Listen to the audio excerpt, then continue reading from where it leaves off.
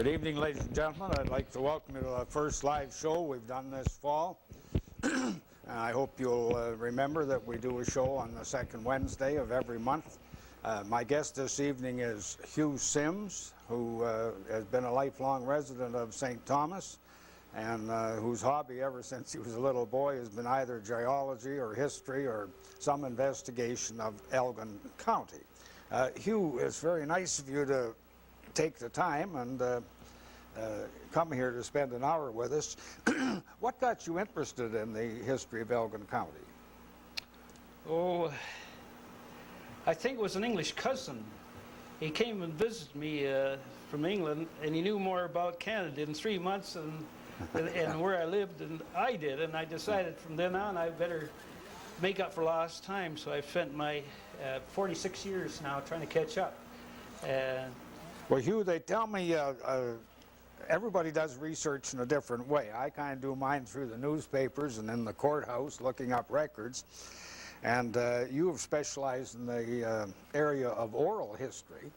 Yes. And you have gone around for the last 46 years and had interviews with the old-timers and collected together their recollections and their knowledge. How many interviews have you had? Up to date, 659 interviews, and then I'm slated up for the month of the rest of this month, October, for interviews. Oh. The reason I go after interview system is it gives the human touch to the matter of compiling history, which is most people are interested in. It gives it more excitement and interest. Mm-hmm. Well, I think we're very fortunate that we have someone who's collected so much of our local history. Now, what we're going to talk about tonight, Hugh, is ghost towns of Elgin County. That is, towns which once existed and now exist no more. And I'm sure that most of our viewers don't realize that there are quite a few localities in Elgin County that were thriving villages and very small towns and settlements, and that they've disappeared completely, and it's now all farmland unless you know where to look. Now, what do you classify as a ghost town? Well, ghost town is where once a settlement reached the maximum development with mills and mercantile business and location of houses, and slowly through the victim of progress, the towns or hamlets wasted away till there is nothing there today. And journey, every town or hamlet in the past had a postal office of its own, and so this is the way I classify it as ghost towns, like such as Iona, which is only a ghost of a former south. And there's actually 30 ghost settlements in Elgin County, and 15... I just interrupt. These are 30 places that used to have a post office and now no longer have a post office. Well, yes, 15 of them still have post office of that 30. But some are completely disappeared off the landscape. Well, what about a place like Dexter and Copenhagen that are just really a road intersection now? Well, that's what they were in the old days. Dexter had 2 hotels in the old days, a blacksmith shop, general store, and of course the churches and schools. And today, everything is gone except the old church, which is still standing there. So you could classify it as a ghost settlement. You see, the big trouble is a lot of people, they look for towns. A lot of these little settlements never reached the status of a hamlet, but well, let's say with a hamlet, you mean they wouldn't have more than 20 houses, say, eh? Or less. Yeah. Yeah, less. Like your Jamestown, when you had 10 houses. Is that all? Yes, yeah. And it's maximum development. Listen, Hugh, we're going to start with Jamestown and Devonport, and I'm going to see if we can show a map here. In 1833, Daniel Hanvey, who was a surveyor in Elgin County, made a survey of a road from Port Burwell to Port Stanley, and a new road that was to go from Jamestown to Devonport, both of which have disappeared. And I don't know if they can pick this on the map or not. I don't think they can. Jamestown was here right on the township line between Malahide and Yarmouth. And it's laid out on this plan with 6 east-west streets and 4 north-south streets. And the road goes down parallel to the creek and then crosses Catfish Creek and comes to the mouth of the creek, which is now Port Bruce, everybody would know. Now, I don't think that's showing worth a hoot on the screen there, so let's get on with Jamestown, and we'll start with their pictures. Would you like to say something about Jamestown first? Well, I think the most unusual thing about Jamestown is the geological wonder of it all. You see, the sea level on the top of the hill of Jamestown is 710 feet above sea level. They haven't got that on the screen yet. Yeah. I'd like our audience to see this, but there it is there. All right. It's the sea level of those high hills are from 710 to 725 feet above sea level, and it drops in a space of 100 yards down to 610 feet sea level. This makes the hill very difficult to climb. In the old days, when the farmers would team in lumber and wheat to be processed, they had great difficulty of getting up these hills or getting down, and they had to chalk all the way. You see, I think a lot of people who will be watching this have never driven a wagon and a team of horses down a hill, and we're so used to cars and automatic brakes, even on bicycles, that they don't realize the momentum of a wagon load of wheat with a couple horses at the head of it and a steep hill, and before you know it, those horses want to gallop from the weight of the wagon. And they did have to have a braking system, and there were a lot of accidents, weren't there, in runaways on a hill? Eh? Yes, one went through the old bridge. One team of horses and a load of wheat went through the flooring of the old wooden bridge, and it was great difficulty. It was able to extract it from the creek bed. But in the early days, the flivver, the old Model T, couldn't climb the hill in low gear. They had to turn around the bottom and reverse all the way up. That was the only way they could ascend these hills. They were so difficult. That was a marvelous car, wasn't it, with just those 3 foot pedals, you know. But Jamestown, then, you're making the point it's in a narrow valley, yes, and the hills into it from every direction are steep. Why did the man who started that pick that site for his mill?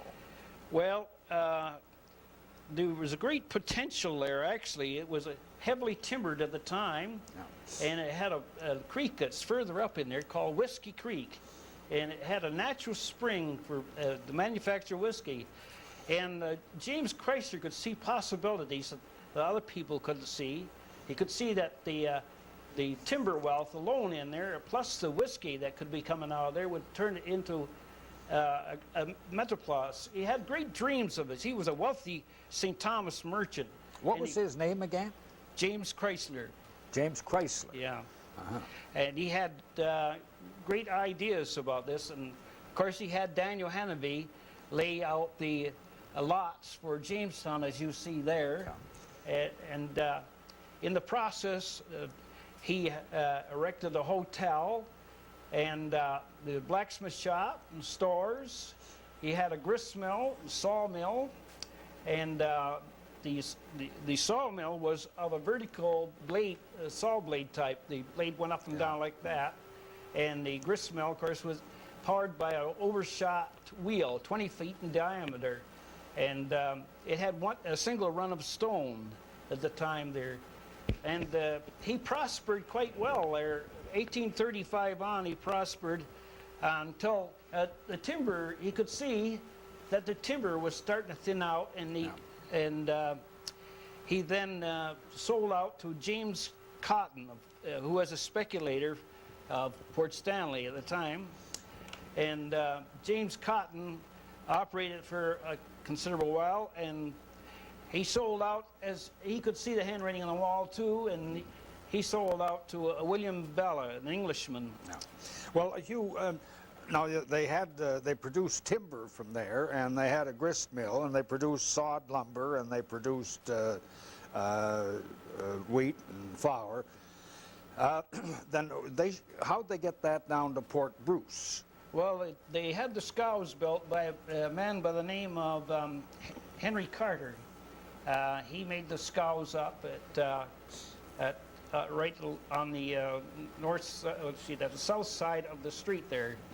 He made the scows, and there was wharfs along there and warehouses, and he'd scow the goods down to the mouth of the Catfish Creek, and from there it would be scoured out to the schooner was anchored out in the lake, as the harbor or the mouth of the Catfish Creek was too shallow for the draft of a schooner.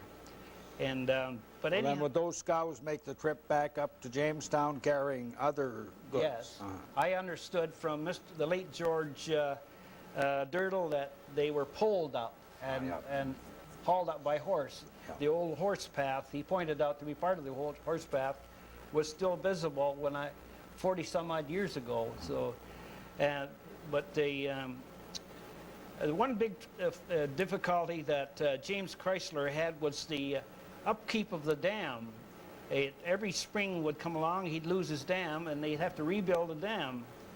And the process of rebuilding a dam was brought about by a very primitive method of filling the creek with underbrush, and then put in squared logs as what they call a bulkhead, and filling behind the bulkhead with heavy clay and earth in that regards.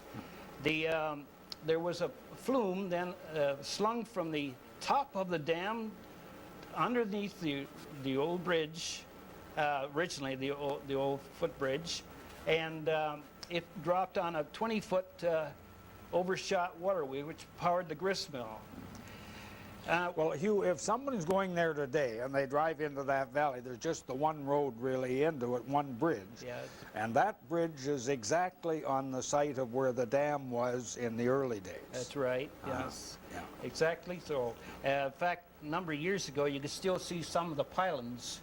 But last year, the last of the pylons were washed away.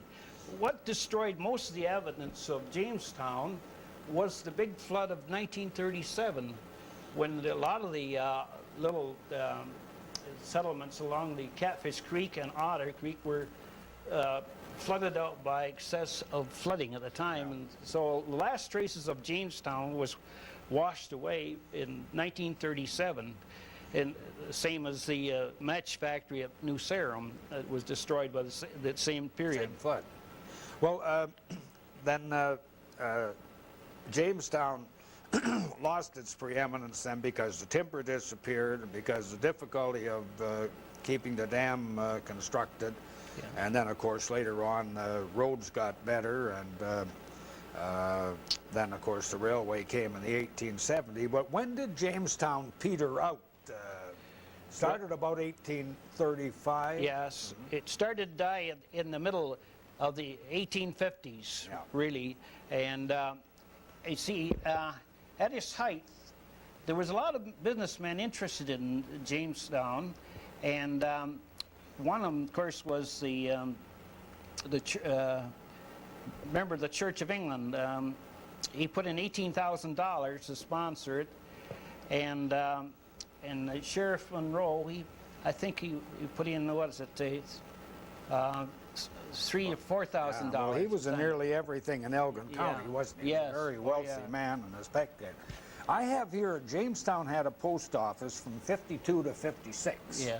And so that after the post office would be taken away, that would mean really there's nothing much there anymore, and then some of the buildings would be there and be derelict and so on. Eh? That's right. You have some other slides of that site? Oh, yes.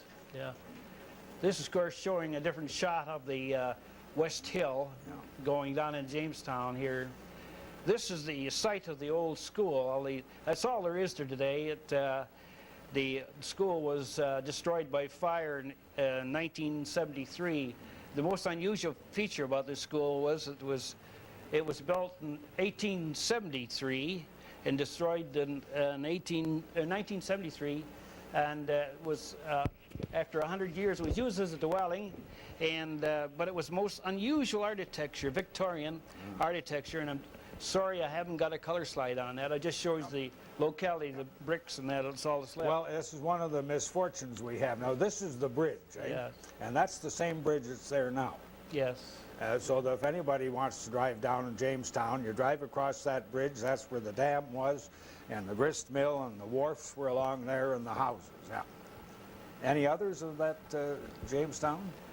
Well, I just want to state here that when James Chrysler sold out to James Cotton, and with the investment of many men in 1855, the location was estimated worth $24,000, and they sold out to William Bella, who after went into bankruptcy. The property changed hands. Later, sawmill shut down, and the grist mill was changed into a scutching mill.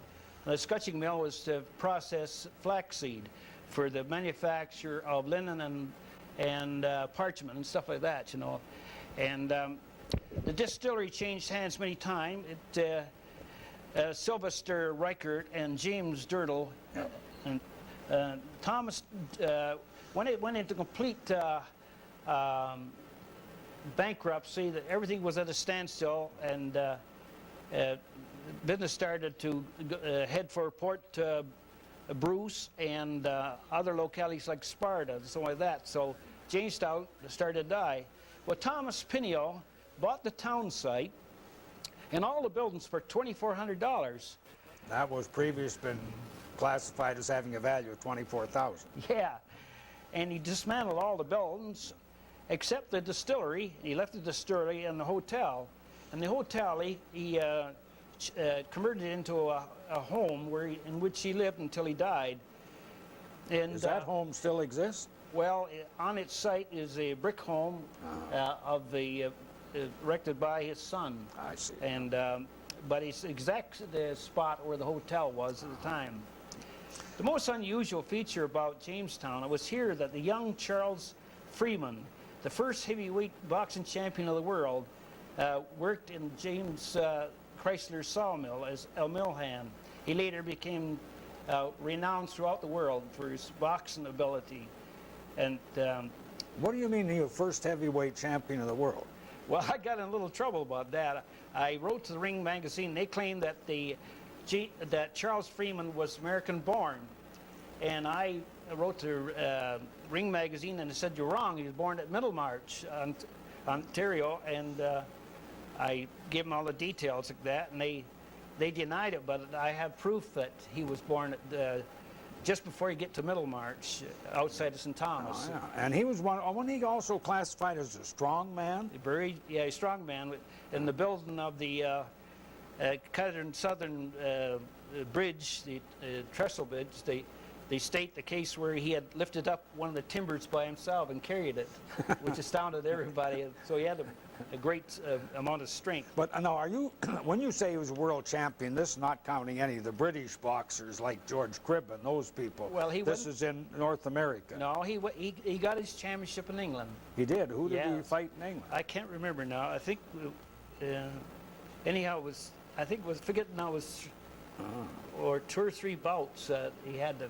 And he did win it there, right? Yes, he died there. He died very young. So he was born in Middlemarch, worked in this mill, and then took off, and Jamestown no longer a viable place, and became a heavyweight boxing championship and a strong man with feats of strength. Eh? Yes. I'd never known that about him being classified as world champion. Yeah. Well, listen, maybe we better leave Jamestown. Right. You don't have any other pictures of Jamestown? I don't think I have one. This, of course, is Johnstown. Now, where is Johnstown? Johnstown is a little-known settlement that reached its maximum growth in the middle of the last century. It was located south and east of Yarmouth Center. All there is there today is that house, and let's see now, and this road that goes through. This was once the principal street of Johnstown. And Johnstown was how it got its name was John McVeigh, John Marlatt Sr., John Marlatt Jr., John Taylor and John C. Codwell settled in that area. And they had a cheese and sawmill, and little, of course, the remains of the street today. Well, did they have a stream there that ran that sawmill, or was it a steam sawmill? It was a steam-operated sawmill. Listen, just tell me exactly how you get to there from here now, from St. Thomas. You go out St. Thomas Road and away to Aylmer, right? Well, you Number go, 3. Yeah, you go to Yarmouth Center, Yeah. and you turn south, and it's the first concession that's heading east. You go down there, and you can see the little road there. This road empties out on the airfield, St. Thomas Airfield. You mean the one at Yarmouth Yeah. there? Yeah. Yeah. And Well, it never had a post office, this Johnstown. the postmaster wouldn't recognize it because Yarmouth Center had the claim for the post office Oh, I at the see. time. Yeah. See, So they wouldn't let him have another one. No, not in that immediate locality. Yeah. The tragic part of the story of this little place here is that the McVeigh girl disappeared on the Russ land and on the McVeigh land, and they never did find her. She disappeared on November the 17th, 1879. They searched the woods and all the valleys around there, and they accused a certain locality. How old was local this people. little girl? I couldn't get the age on that. All I can understand that she was school age at the time when she disappeared. She was never found, so there still remains a mystery of Johnstown, really. Well, that it for Johnstown? Yeah, that's all it remains of Johnstown. Well, remember, you go out to Yarmouth, and you turn south at Yarmouth, and you take the first road to the east. Yeah. And if you can find that little road and the post there, that's where Johnstown was. That's all that's left. Yeah. Okay. What's the next one we have? Devonport. Now, We showed them that Devonport was down at the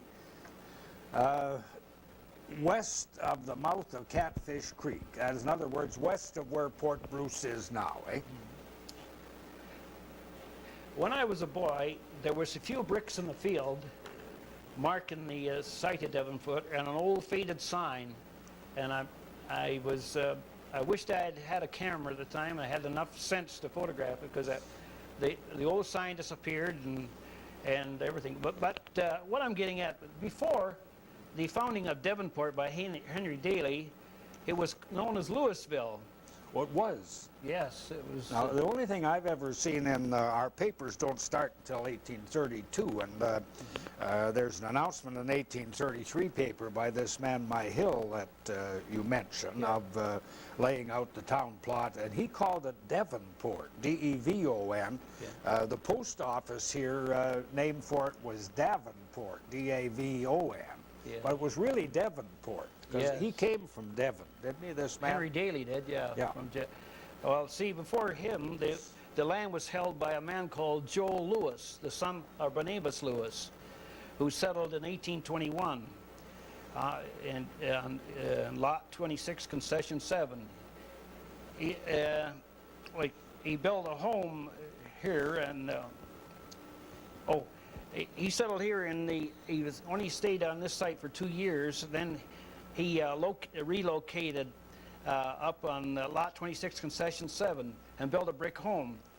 And of course, he was a clever man. He had machine shops and mills and everything all on his farm. Some of the Hugh, now where Devonport is, you know, it's west of the Catfish. What did he use for power for his mills there? In Louisville. Louisville had no mills at all. It had none. No. Did it have a store? No, it was just a store by Joel Lewis, and that's all. It was nothing really to it. You see, he bought the farm. Amaziah Lewis, another son of Barnabas Lewis, purchased the farm south of his brother Joel, and after time sold out to Seth Lewis and moved to Port Bruce, along with Lindy Moore, founded Port Bruce in 1851. Yeah. So, and that's kind of funny, really, that both Lewis and Myhill, who I think came originally from New Sarum, laid out a town of Devonport west of the mouth of Catfish Creek. Why didn't they build at the mouth of Catfish Creek where Port Bruce is now, I wonder? Well, the way I understand was that Henry Davenport, or Henry Daly, purchased the land that Joel Lewis had, and west of Port Bruce, and built a beautiful home surrounded by English-style gardens. And he possessed a property from the first concession to the third concession. So you can imagine the immensity of the property he owned. Like, you can almost... We have 600 acres, or more than that, from the... It close to that. At one point of his life, I can feel that he must have looked back on the landscape, where all the land he owned, and seen the Catfish Creek threading its way through the heavily wooded hills, and he had dreams of a Metroplex being built there, and he had a vision of greatness for this area. Well, did he think that this would be a... you know, it's kind of early in Elgin County's history for someone thinking of a city springing up there, and did he think it was going to be a place for retired farmers, or like some of these men brought these ideas from England of having a big estate, but the Lewises were pretty practical people, weren't they? Yes, very much so. Yeah. Well, you see, I think a lot of things, his neighbor, Colonel John Hill, had 2,000 acres close by, and he had the same vision, and he went along with Henry Daly, and the channel, Henry Daly was going to cut a channel in to make an inner harbor, because, see, at the time the Catfish Creek was very shallow, and he couldn't see any visions of bringing in heavy draft ships into that area. So, but anyhow, the channel was never cut, and this was going to be a channel from the Catfish Creek runs almost parallel to the lake shore, and they were going to cut a channel down through their property to the lake shore, right? Yeah, in that area there. I understood. Yeah. Well, right we there. can't. This is about a mile west of Port Bruce now. Well, now let's get back to this picture, which is this is a picture of the site of Louisville or Davenport, eh? Davenport. Yeah. And now, anybody wanted to go there? Is this the east-west road into Port Bruce? Yes, it's actually the Wingate Lodge Park is on the exact site of Davenport itself, and of course the stately home of Henry Daly dropped into the lake over the past year, and of course it disappeared. The concession, even in my time, that road had been moved inland. A good half-mile from the original road that was there. So for anybody who's going to take a trip down to Port Bruce, and you come in from the west, and you pass Wingate Lodge, which is up in the hill there. Yes. There's quite a community of summer cottages there, summer homes, and that's the site of Davenport. That's right. So that then the man who laid that out must have had the idea that that was to be a sort of residential beauty spot, and he wasn't perhaps interested in it becoming a viable town with businesses, eh? No, he didn't seem to be interested in a location of a mill. That's what got me, really. Yeah. And I kind of agree with you on that point there, you see. And see, he had it surveyed by Daniel Hanavy, and then he encouraged people to come in, and he established the hotel and general stores, blacksmith shops, warehouses, and even a racetrack, a half-mile racetrack to the west of the site. So he had real, and of course, as you say, James Myhill was the general merchant, the one and only general merchant, and the postmaster. There was a tailor shop too located in that area. Now, just look up, Davenport actually had a post office from 1842 to 46. Yeah. And then I suppose what happens is, in the meantime, Port Bruce grows up and it becomes the post office there, eh? Well, you see, a big trouble with what defeated Henry Daly was there was scarcity of money, and he was buying and selling grain, wheat, and wool, and lumber, but it was all on credit system. Yeah. And when the markets collapsed in the Buffalo and that, he was stuck with paper, worthless paper, and this brought his downfall, plus all the British capital that was invested in this area.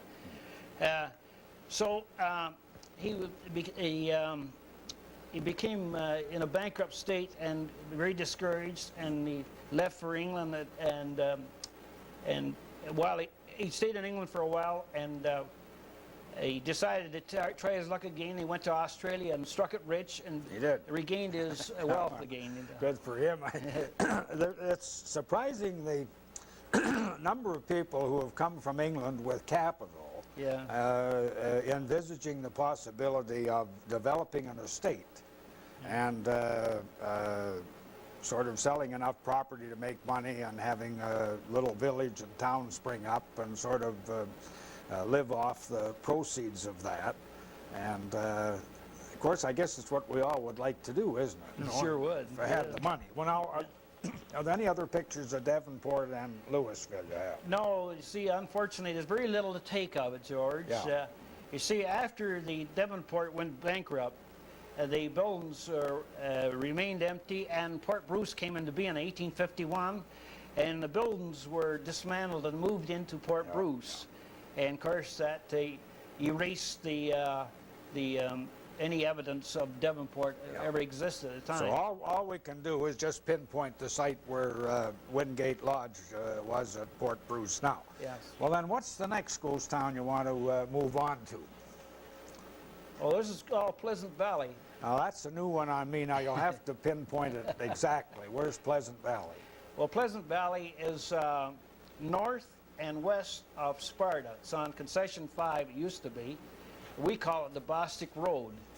And when Colonel Bostic surveyed a road all the way from Simcoe, he surveyed a road across, blazed a trail, and surveyed a road across to 5 miles south of Straffordville, and then across the countryside to a place called Jaffa, which is south of Orwell, Ontario. Here he went down into the valley, and this is part of the old Bostic Road, and you can see it how to Miranda. Now, this is coming out of Jaffa? This is just south of Jaffa. You take a little road, you go south of Jaffa, and you take the first road that is westward road, yeah, and it winds around. Well, here Colonel Baby had established a sawmill down in here, a vertical sawmill with an undershot wheel, and he was so busy with his other affairs, he had a man called Zaberki Brown operate it for him. Later on, the houses were built in this area, and this is one of the streets that's... this is a street of... That used to be a street there. That's the home of the late William Higgs. That is a site in which David Adams had his general store and a post office, but he wasn't registered as a postmaster because... No, Pleasant Valley is not listed as a postal No. office in Elgin County. No, ever. he had riders bring in the mail, then see. he distributed it. You see, down that street there were several, well, there was, my understanding from the foundations which I surveyed in there, there was the foundations of 4 houses in there. And of course, when the timber gave out, the Pleasant Valley started to die. This is part of the old Bostic Road that winds through there. The Bostic Road proceeds westward till hits the main highway to Sparta, just north of Sparta, and then from there goes along the Fruit Ridge Road to the Port Stanley, number 4 highway, just south, north of Union, and it meanders then around behind the golf course and then out on the number 4 again. Oh, yeah. So this is all we have of the old Bostic Road, but Colonel Baby had ideas. This is my reconstruction of what Pleasant Valley looked like when it was in its prime, showing the mills and the stores and the houses. There was very little there, but it's just a... well, the traces of the old dam is still there on Mr. Are they? Bill Venider's land, you know. Oh, yeah. He owns that land on the north side of the road. Yeah. This is showing the Bill Venider farm and the location. And now this is in that, and this is the bridge leading out of that valley, is it? That bridge back there we had? Yes. Oh, yes. Yeah. Now we've gone too quickly. Can you go back a couple pictures before we come to Wilsonburg there? Yeah. Do without those tombstones. There, now, there's the one. Now, Oh, that one. That's Now this is, that's the one there. Now that's the bridge leading out. Now that road go up a hill to the west there? No, that's a picture of the number 19 highway north of Stratfordville. This is another Pleasant Valley. Oh. And it's got quite a lengthy history to it, of course. Well, we're going to do that, but we're not going to do that one. Well, it's entirely up to you. We only got about 20 minutes. I'd Okay, like to, then we maybe then better we'll go on with our... So there's two Pleasant Valleys then. Yes, the other Pleasant Valley just had what they call a grist mill I see. by Robert McNaughton. Yeah. That's his... Yeah. Now Wilsonburg. Wilsonburg is... there's nothing left of Wilsonburg today, and... But where is it? it's located just... You got a picture of it? Yeah. Where it's located? well, Yeah, that could be anywhere in Elgin County on that one. yeah, it was located at the bottom of Richmond Hill. Richmond? Richmond, you know, what they call it in Bayham. And it was located at the bottom of the hill, and it was up in the valley northward. And it was a little settlement that was created by Ambrose M. Wilson. And he had it surveyed into streets, and he had built hotels there, and he had a grist mill and a sawmill, and there was houses there, and stores, a butcher shop. And as you see today, there's nothing there. This is the only picture I have of the grist mill at Wilsonburg, which is no longer there. I can show you that. These are the remains of the old dam at Wilsonburg. Now what little stream is that was on? You Well, know, that's the Otter. That's in the Otter. Yeah, That's in the Little Otter. No, that's the Big Otter. That's in the there. Big Otter. Yeah, and but the first grist mill was erected there by Mr. Birdsall in 1831, and then Caleb and Noah Cook located a grist mill and sawmill further up the valley, and later Jeremiah Moore took over the same mill and operated for many. The Wilson built a grist mill, and it was just in 1840, and it was destroyed by fire in 1889. But that place, now that mill was there all that time. There were a few houses, but it never became a post office. Now is that a derelict bridge there? That's the old bridge at Wilsonburg. Now is that, you can still see that? Oh, I better go back. Yeah. Well, that's one of there's several bridges. That's one of them Yeah. at Wilsonburg. We'll go back here. That's the old roadway at Wilsonburg. Well, the woolen mill was on the far side of the bridge, and the grist mill was on the other side, plus the streets and the stores and so on. But it suffered the usual problem of running out of timber, and it died slowly, of course. And for Well, what was, how come it would never become a post office? What was it close to? well, Richmond Richmond would be the was post the post office. office, I see, see, yeah. So and you're it didn't, bringing, wasn't recognized by the no, postmaster. at they the didn't time. want to have two post offices No. too close together. Not Okay. within a half mile. No. Well, that's Wilsonburg. Maybe we better go on here. All right. What's that wheel you had back? That's the old grindstone. That's the Of the what they call the Wilsonburg? burr stone from the old Jeremiah grist mill. It was located at the bottom of Springer's Hill, which was the original location of Caleb and Noah Cook's I see. grist mill. Yeah. And they, when they were changing the hill around, they found it and they recovered it, and it is now standing at the back entrance of the Almer Fairgrounds as a monument to the past. Oh, yeah. And this is still Wilsonburg, showing the old location of the old mills. And this is the road. That's all that remains of the area today. Now, what, We're getting into Tyrconnell now. we're going to do Tyrconnell? Yeah. Well, Tyrconnell, everybody I think knows where that is. It had a post office from 1837 to 1913. That's a long history of it. Yes. Tyrconnell, it was before the location of the village there, it was just known as Little Ireland, or St. Peter's, actually. And it was years later, in was in the 1850s that James Blackwood purchased the land on the location of number 9, and he had it surveyed into village lots and encourage industry to come in. But before him, of course, there was the grist mills and sawmills on number 9 Creek.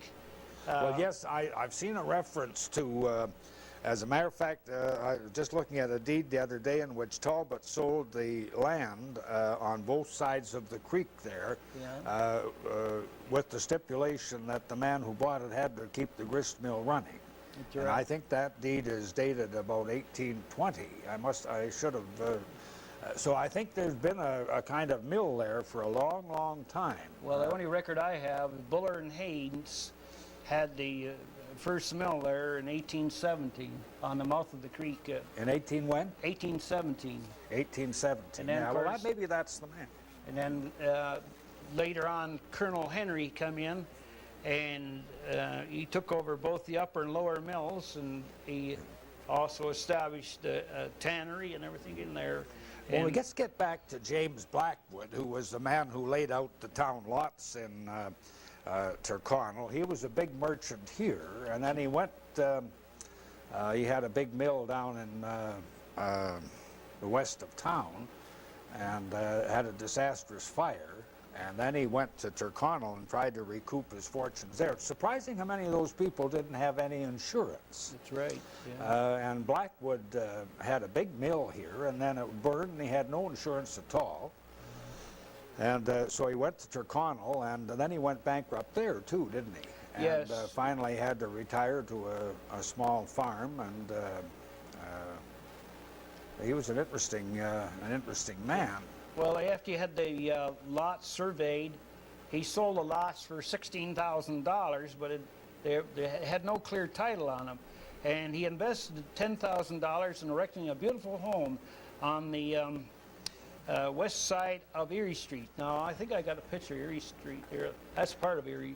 We'll go back to that one now. Oh, want to go back? Okay. No, well, let's have a look at his home if you have one. Oh, wait a minute. I don't see. think, those are schools and things. Yeah, I got to go back. Well, let's just start with this picture and we'll go on from here. People now don't think of Tyrconnell as being a port, You know. but actually it was quite a good-sized port, wasn't it? Now that was all that was left, and that's gone now, isn't it? That's all that was left of a pier that went several hundred feet out into the lake. Yeah, it was 500 feet. 500 feet. Reached out in the lake. Was formed by the Dunwich Pier Company. Well, I have a note here too on in the 12th of March 1861 they had a meeting in the town hall in Wallacestown to build a pier at Tyrconnell. Yeah. And A. Macbeth was chairman, and Meredith Conn was the secretary, and then a number of the other farmers there were people who I think they thought they'd sell the shares at $20 each, and they got $1,000 that evening on the 12th of March 1861. And then they figured 2,000 would be enough to build that pier. Now, you know, I got a price to have a couple windows done today, and it was almost that much money to have a couple windows put in my house. So I don't know. To build a long pier out into the lake would, for $2,000, would be hard. But anyway, went out about 500 feet, eh? 500 feet out. Yeah. The reason is that the schooners couldn't come in. It was too shallow and this close in, and they could anchor out there and take on loads of grain and wood and wool and something like that. The pier actually was a founding of Tyrconnell. Tyrconnell on the map made a very important place of it, and the two of the great men was Meredith Conn, of course, and James Blackwood. Yeah. And of course, Well, was Blackwood in the building of the pier? yes, he was a member of the director's staff. Actually, him. He was. Yeah, and him and Meredith Conn Jr. Yeah. But see, Meredith Conn, he had a vision. He could see that Tyrconnell was going to die, because when the railroads came through in 1872, he could see that he had to stretch out. So he established warehouses at Springfield, grain warehouses at Springfield, West Lorne or Bismarck, Iona Station, And see now, And these were all stations on the Canada Southern. yes, Yeah. he could see that the Port Ticonderoga was going to die, and so he established outlets all over Elgin to keep his business. He was a very wise and clever man all the way through. He must have been, because he's about the first one that we've talked about in all these ghost towns who sort of got out in time with some of his money and put his money into building projects someplace else. Yes, that's right. But this pier is interesting because in the 1860s and 70s, when that 500 feet out into the lake, Yeah. they used to have excursions. A boat would leave Port Stanley in the morning, very early in the morning, and go to Tyrconnell and pick up passengers, and then go over to Cleveland. And they'd have a day in Cleveland, and then they'd come back by way of Tyrconnell and Port Stanley and dump. And then, as you say, it was quite a shipping area again until the timber gave out. Eh? Yes, timber and the railroad defeated it mostly. Yeah. People started building around the railroads like Shedden and Dutton and all that, Rodney, yeah. and like Wallacestown has disappeared really because of the railroad, really. it's almost a ghost town now, isn't it? Yes, it's on the throes of Yeah. fighting for its life right now. Yeah, but it's still listed as a post office, Wallacestown. Yeah. Yeah, And this is the road to the this is called Tyrconnell. Erie Street. It leads to the lake. The main street. It was one of the main streets. And this is the old general store, the last of the old general stores. I sketched it just before I enlisted during the war. I had already enlisted, and I decided I'd better make a last sketch, and I made it. And when I come back, why, it was gone. Yeah, it was an old frame general store. Well, is there anything at all in Tyrconnell today? Now, everything's gone now. The only thing that remains, even the old Wesleyan Methodist Church disappeared, was closed down in 1926 through the lack of congregational interest, and it's disappeared now. It's gone from the. I sketched that before the war, and these are the old schools that was located at Tyrconnell. The bottom one was the old Battenboard School, and it was built on the old Bacchus land, and it These are all drawn from description. drawn purely by description, yeah. And of course, the upper one was built in 1835, and it was built on the old Con land. And this is the old the John Pierce estate. This is an old home. It's what they call mid-Victorian architecture. Well, how far is this from Tyrconnell? This is in the little, what used to be the hamlet of Tyrconnell itself. It's right in. Right in, yeah. That's where Tyrconnell was. Yeah, just right on. Well, it's right on the edge, like. Yeah. And but here is the old Meredith Kahn Senior House, and it was built in 1826, and it served both as a home and one of the rooms served as a school until they established it as a school. Can I say something about Meredith Kahn? Yeah. That's our best description of a flying saucer in Elgin County. Yeah. Meredith Kahn described seeing a flying saucer in 1857. It's a classic description of a flying saucer. You know, the wheel. Yeah. And that's written in his diary. He kept the diary, but instead of, he was a very, very religious man. And he's describing his religious experiences all the time, and he doesn't give us too much about the business and so on. When he talks about his early life in Ireland, the diary's fascinating. But he was a fascinating man. yes, he must have been. Yeah. But he wasn't the one who built the pier. It was his son, eh? Oh, that's Meredith Kahn Jr. I was see. instrumental in building the pier. And that house is still to standing. be seen. Yes, and But it's beautiful. quite away from Tyrconnell. Yes, it's the east of St. Peter's Church, and here we have the old Colonel Patterson's home. This home is colonial architecture, and it was built in 1826. The unusual feature of this home is that you're looking at the back door. Originally, the road that was surveyed and laid out was between the house and the lakefront.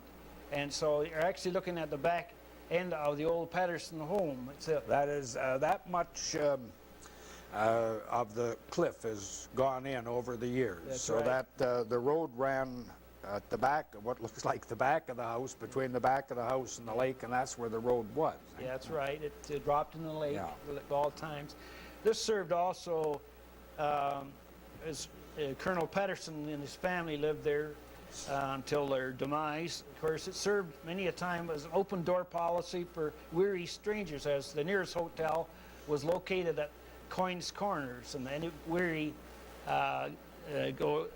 person would drop in. And later on, of course, 2 hotels were established in the village of Tyrconnell itself, Yeah. the Globe Hotel and the Tyrconnell House. Yeah, Patterson was quite a man.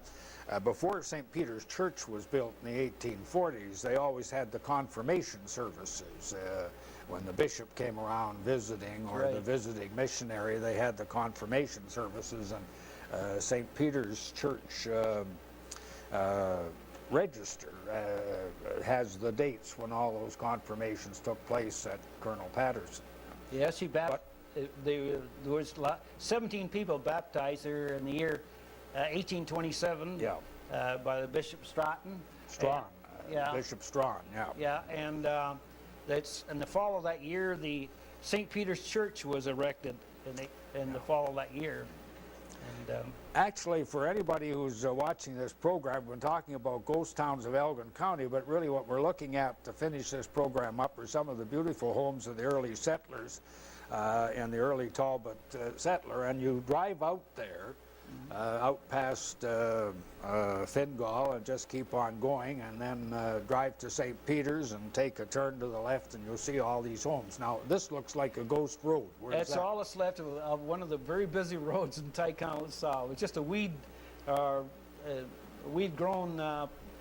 road bed right now. There's no houses on it at all. I photographed it just to illustrate the fact how some of the streets have disappeared. You know. Now, this was actually a street of was the a street. village of Tyrconnell. Yeah. And this is old St. Peter's Church. And of course, that's the plaque in front of St. Peter's Church with the details of thereon. Now, that date says 1827. It wasn't founded then, was it? I thought it was built later than that. Well, I understood that it was in the fall of 1827 that the Colonel Patterson, Walter Story, and John Pierce, Stephen Backus, with Stephen Backus, not John Pierce, they got together and erected the St. Peter's Church. Both Walter Story and Stephen Backus were framers by, you see, so it just come natural. They worked on it. Yeah. Actually, Mrs. Story, and they have the deed transferred. Also, she got her land from Colonel Talbot for 3 barleycorns. George, I've often wondered what they meant by barleycorns. Well, you know, support property to the church or the Children's Aid. To make it legal, really, you give them the property, but you put in the deed for the sum of 5 shillings, or the sum of $1. And I think that's what the barleycorns were used for. It was, I suppose Talbot kept a handful of barleycorns in his house, and when he decided to give somebody the land for 3 barleycorns, he said, here, and then they'd give them back to him. Sometimes he sold it for 3 farthings in some cases, which is that 1.5 cents. Oh, I see. And then there's one of 5 shillings. Which makes the contract binding. I see. I didn't know that. Yes, I think that's the reason, and it goes back, of course, to a lot of the feudal age things when sometime the Lord gave the land to a favorite yeoman farmer for 2 barleycorns a year. Actually, the Hudson Bay Company is supposed to give Queen Elizabeth, they have to pay the rent to her when she asks it. It's, I think, 2 elk heads and 2 beaver. I didn't know that.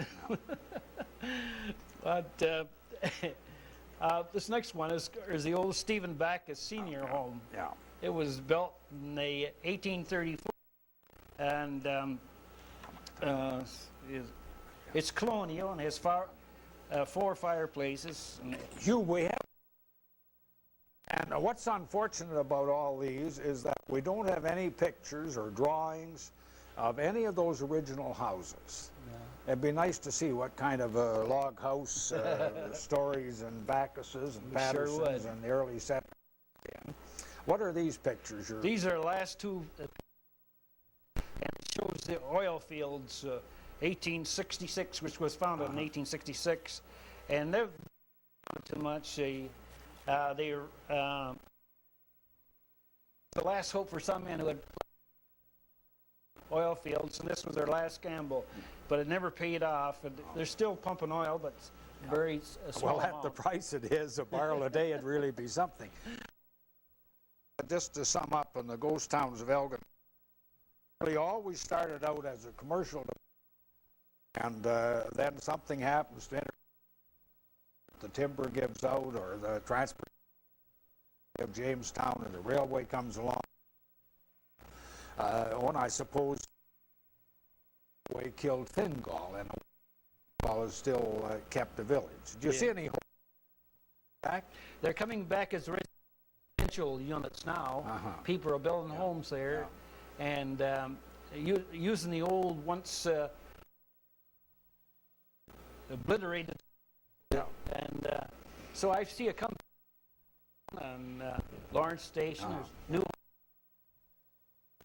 people are using that.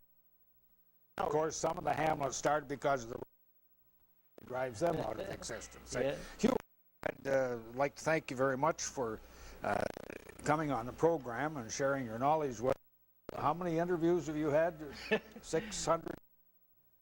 All right, 659, and by this time next week, you'll probably be up over the 660. It's like these baseball players getting the most hits. Of Elgin County, featuring Hugh Sims tomorrow, I think, 2 o'clock Saturday. Watch your list. Find when they.